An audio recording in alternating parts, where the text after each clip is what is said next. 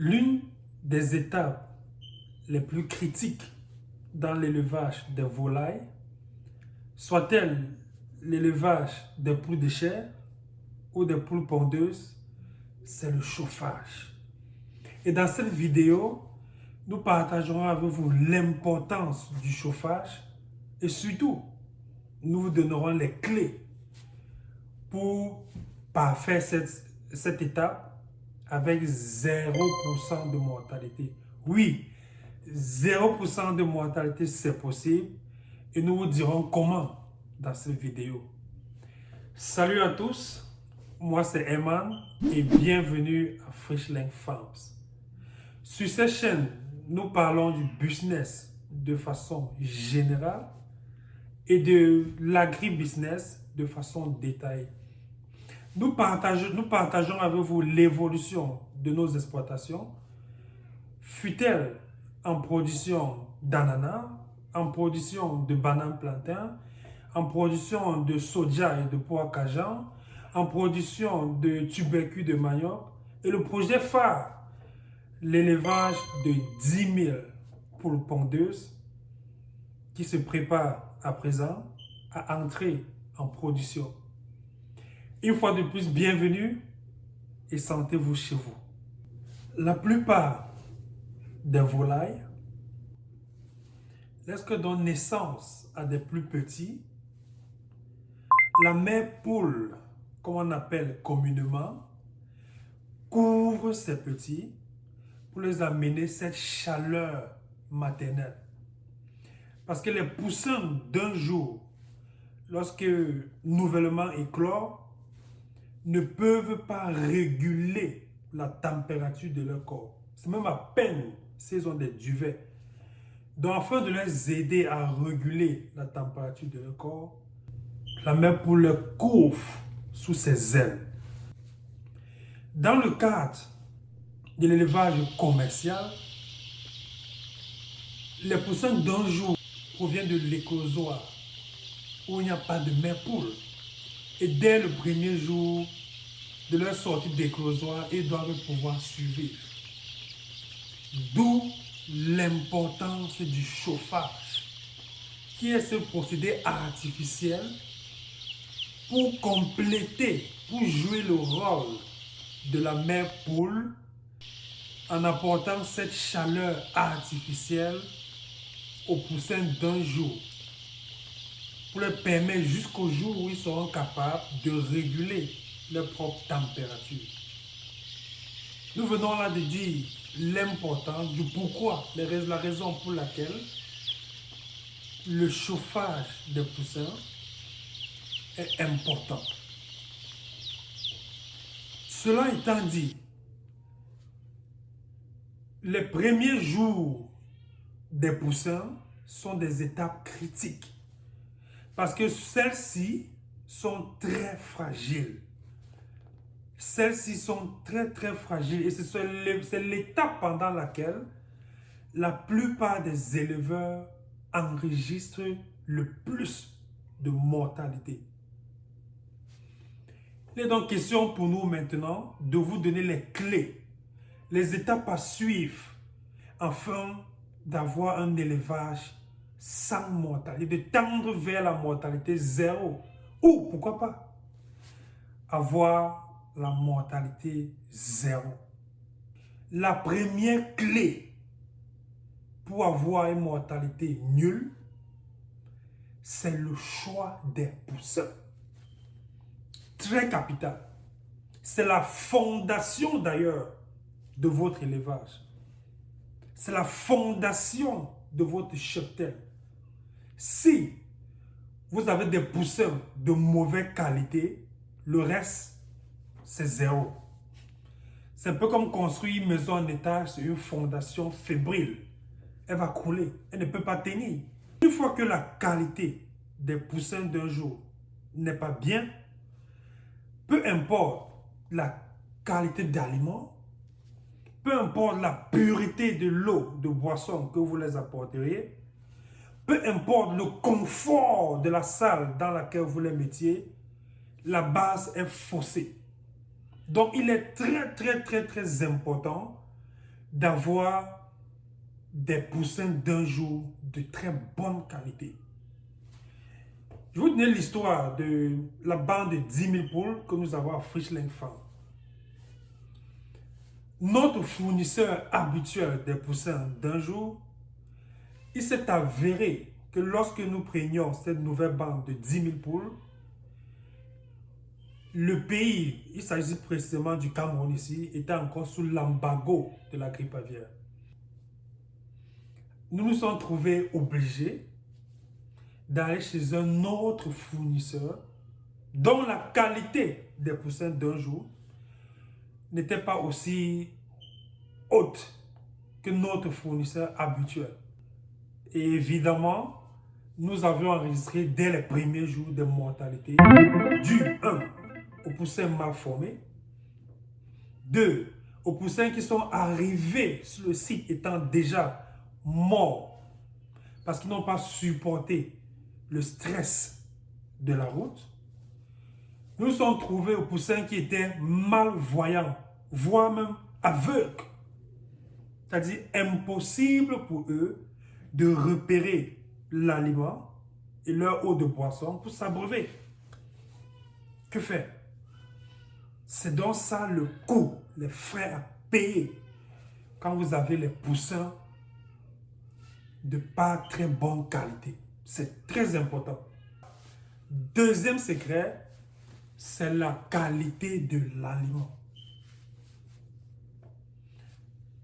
En élevage, on ne badine pas avec la qualité. On ne triche pas sur l'aliment. Surtout dans les pareils moments où le coût du maïs est élevé, le coût des entrants est élevé. Les éleveurs ont tendance à chercher les shortcuts. Les éleveurs ont tendance à empiéter sur la qualité d'aliments dans l'objectif de réduire le coût. Dangereux. C'est bon de chercher des alternatives à des aliments, mais il faut s'arranger à ne pas empiéter sur la qualité de l'aliment. Il faut s'assurer d'avoir des aliments de très bonne qualité. Et j'aimerais insister ici là, la qualité de l'aliment n'a rien à voir avec le prix de l'aliment. Parce que les gens ont tendance à confondre que un aliment cher est un aliment bien. Non, c'est faux. Dans nos pays en Afrique, on a des compagnies phares où on dit non, la compagnie là, l'aliment est cher parce que c'est de bonne qualité. Faux! L'aliment peut être de bonne qualité. Ces compagnies peuvent avoir des aliments de bonne qualité, mais ça ne justifie pas nécessairement le coût de l'aliment. La troisième clé pour la réussite d'un chauffage, c'est la manière avec laquelle vous disposez de votre salle de chauffage. Il y a plusieurs façons de disposer de la salle de chauffage, mais toutes doivent obéir aux mêmes règles de base. Règle numéro 1, évitez tout angle dans la salle de chauffage. Tout angle droit ou presque droit doit être évité. Il y a plusieurs façons de le faire. L'une des façons de constituer sa salle, c'est de faire plusieurs points de chauffage individuels. Vous pouvez utiliser des contre-plaquets pour les plier, faire des cercles et faire un cercle dans lequel vous mettez vos sujets. Et cette forme circulaire est très importante. Ça, c'est une façon de disposer votre maison de chauffage. Une autre façon, c'est de mettre tous les sujets sur une même surface. Et les angles droits des murs, vous pouvez donc venir avec un contre-plaquet et mettre ça autour de l'angle droit afin de transformer l'angle droit en un art de cercle. La raison pour laquelle il faut éviter d'avoir des angles droits pour prévoir et annuler les étouffements des sujets. Si les poussins ont trop froid, ils auront tendance à aller vers les ancres s'attrouper pour s'entrechauffer entre eux. Et si c'est un angle droit, les poussins qui sont au fond vont mourir par étouffement. S'il y a un bruit soudain qui se passe dehors et que les poussins sont apeurés, peut-être du tonnerre, une pluie torrentielle à haut bruit qui fait peur aux poussins, ils auront tendance à courir à l'angle de la salle pour s'attrouper là-bas. Catastrophe, étouffement. Donc il est très important d'éviter les ancres aux extrémités de la salle de chauffage. Deuxième clé, la litière. Très capitale, c'est fondamental. Elle doit être sèche. Elle doit avoir une épaisseur moyenne entre 7 et 10 cm de litière. La litière a un rôle très important. Premièrement, elle permet de capter l'ammoniac qui sort des matières fécales des poussins. Elle permet de chauffer les pattes des poussins. Parce que si les pattes des poussins sont en contact direct avec le sol, c'est humide. Les pattes des poules, les poules auront froid au niveau de leurs pattes. La litière également permet de donner un certain confort au sujet. Et dans la plupart des cas, la litière ici, c'est le copeau, wood shavings. C'est le copeau que l'on utilise. Dans le cas de Frischling Farm, notre litière n'avait pas cette épaisseur de 7 ou 10 cm comme je viens de dire. Parce que chez nous, nous ne faisons pas de l'élevage conventionnel. Nous faisons de l'élevage en batterie intensif. Puisque les poules ne termineront pas donc tout leur cycle sous la litière, on n'a pas eu besoin chez nous, à Frischling Farm, d'avoir une litière épaisse. On a juste eu besoin d'une litière avec une épaisseur qui nous permettrait à ce que la litière soit sèche pendant les 3 mois que les sujets ont passé au sol. Et c'était tout. Une autre clé dont je recommande aux éleveurs, surtout de petite taille, c'est de ne pas exposer les poussins, du moins pendant leurs 7 premiers jours, de ne pas leur exposer au copeau. Parce que le fait que les sujets, pendant les premiers jours, les 7 premiers jours environ, sont exposés au copeau, est parfois la source des maladies respiratoires et de l'étouffement des sujets. Je m'explique.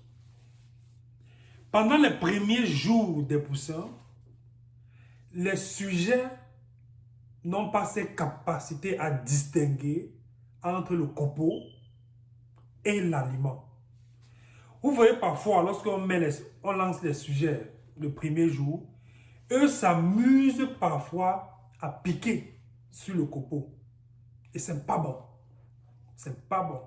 Je conseille aux éleveurs, les premiers jours, après avoir étalé le copeau, de recouvrir le copeau là-bas totalement avec soit des cartons, soit des papiers presse, afin que les poussins n'ont pas accès au copeau durant les 7 premiers jours environ. C'est très important. Et le papier presse, par exemple, le carton sont aussi importants parce que lorsque la poule marche sur le carton, ça fait des bruits. Donc, au début aussi, pour stimuler la consommation, on jette un peu de nourriture sur le papier presse. C'est-à-dire qu'à tout endroit que le poussin se trouve, il doit picorer. On doit l'harceler avec l'aliment. Et ceci est très important. C'est les éleveurs de poules de chair. Parce que c'est la chasse au volume. C'est la chasse au volume. Chaque seconde compte. Donc, au début, lorsque vous mettez les papiers presse et que les poussins courent là-dessus, ça fait les bruits, ils ont tendance à piquer. Quand ils baissent le bec, c'est la nourriture qu'ils trouvent, ils doivent picorer. C'est vrai, il y a parfois des pertes qu'on a à ce niveau, mais pour les premiers jours, c'est gérable. C'est important et je le conseille à la plupart des éleveurs de mettre un papier presse ou bien le carton pour les premiers jours pour empêcher que les poules n'aient accès au copeaux. Tout ça encore, on le dit, c'est pour avoir le goal zero mortality, mortalité zéro au chauffage. Ce n'est pas un mythe. Nous, à Frischling Farm, on le fait. Ce n'est pas un mythe si vous suivez les règles. Une autre clé très importante, ce sont les abreuvoirs et les mangeoires. Les abreuvoirs et les mangeoires doivent être disposés de façon adéquate. Au minimum, l'on doit avoir 50 poules par abreuvoir. Au minimum. Et un point très important, les mangeoires et les abreuvoirs doivent être propres.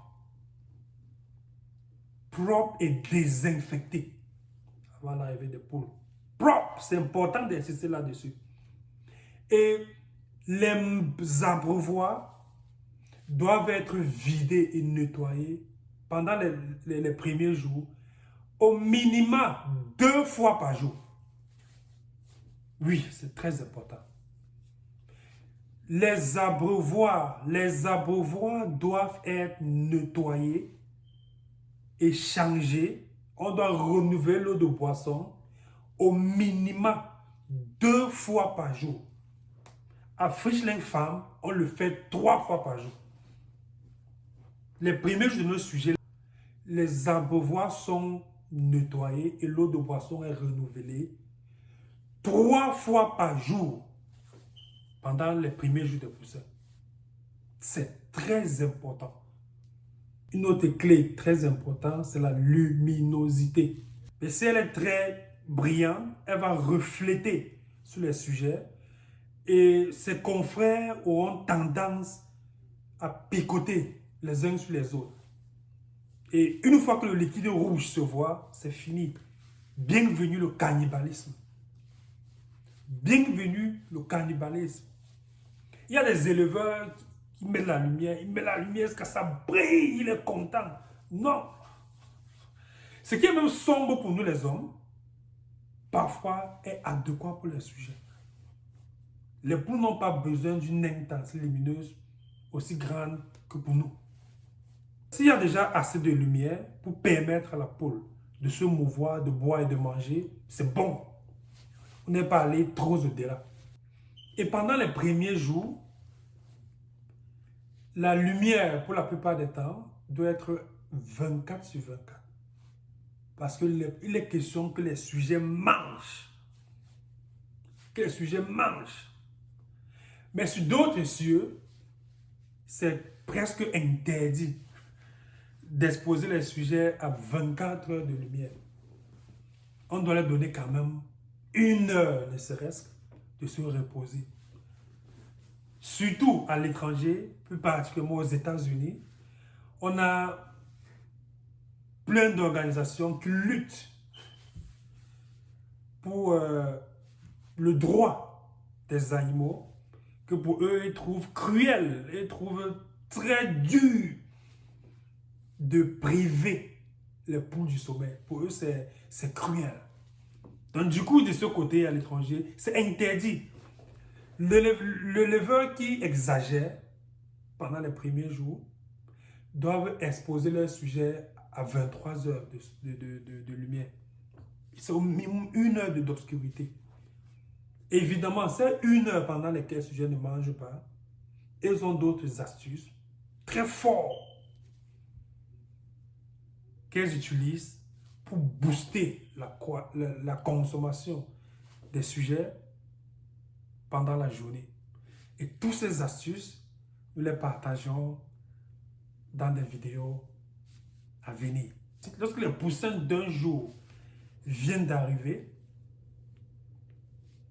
il est important qu'au préalable, la salle ait été préchauffée. Et de façon uniforme. On doit avoir préchauffé la salle. Ce n'est pas quand les sujets arrivent qu'on essaie de réguler la température. Non.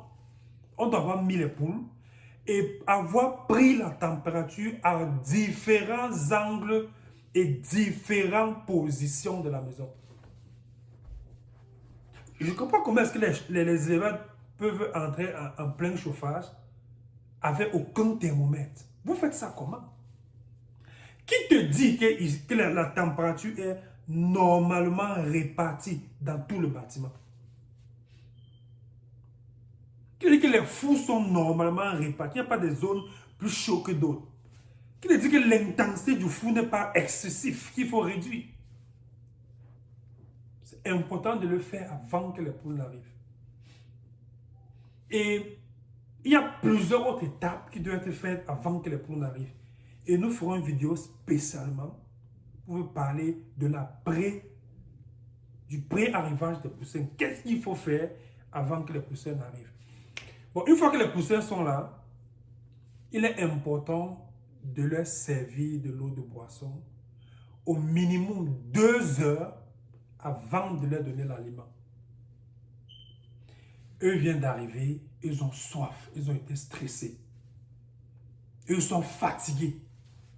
Donc, les questions 1, d'étancher leur soif. Les questions 2, d'enlever, de diminuer ou voire d'annuler complètement leur stress. Il est question 3, de résoudre leurs problèmes de fatigue, de leur donner un boost d'énergie. Raison pour laquelle, dès qu'ils arrivent, il faut leur donner des vitamines. Et le rôle de la vitamine, c'est de pallier au stress qu'ils ont enduré. 2, il faut leur donner du glucose. Le rôle du glucose, c'est pour booster leur énergie. Et je conseille même encore à la plupart, surtout lorsqu'on a des provenances, des poussins de qualité parfois douteuse, je conseille encore les antibiotiques. Et le rôle de l'antibiotique, c'est de faciliter la cicatrisation de leur cordon ombilical. Parce que parfois, on a des poussins qui arrivent et leur cordon n'a pas été correctement cicatrisé. L'antibiotique doit donc permettre que s'il y a des sujets qui n'ont pas été complètement cicatrisés, qu'on pallie à ça une fois et pour toutes. Encore, le goal, c'est 0 mortalité. Ce n'est pas un mythe, c'est possible, c'est faisable, ça se fait. Et la famille, si ce contenu vous intéresse, je vous invite à vous abonner et à appuyer sur la cloche de notification. Là, vous ne perdrez aucune de nos vidéos. Parce que ce qui arrive, c'est du lourd. Ici, c'est du lourd. Ça c'est à peu près les points phares à respecter pour avoir 0 mortalité. Dans la plupart des temps, on dit non, si tu as en deçà de 2% de mortalité, c'est bon. Le but ne devrait pas, le but pour aucun éleveur ne doit être d'avoir moins de 2% de mortalité. Pour moi, c'est parti sous une base d'échec. On ne peut pas avoir les sujets et dès la base, se donner pour objectif d'avoir moins de 2% de mortalité. Ou alors de célébrer parce qu'on a eu moins de 2% de mortalité. C'est ce qui se passe là dehors. C'est la règle d'or pour la plupart des éleveurs que j'ai moins de 2% de mortalité. Non. L'objectif doit être 0% de mortalité. Chaque mortalité doit être justifiée et corrigée. Je vous dis merci pour votre attention et à très prochainement pour une nouvelle vidéo.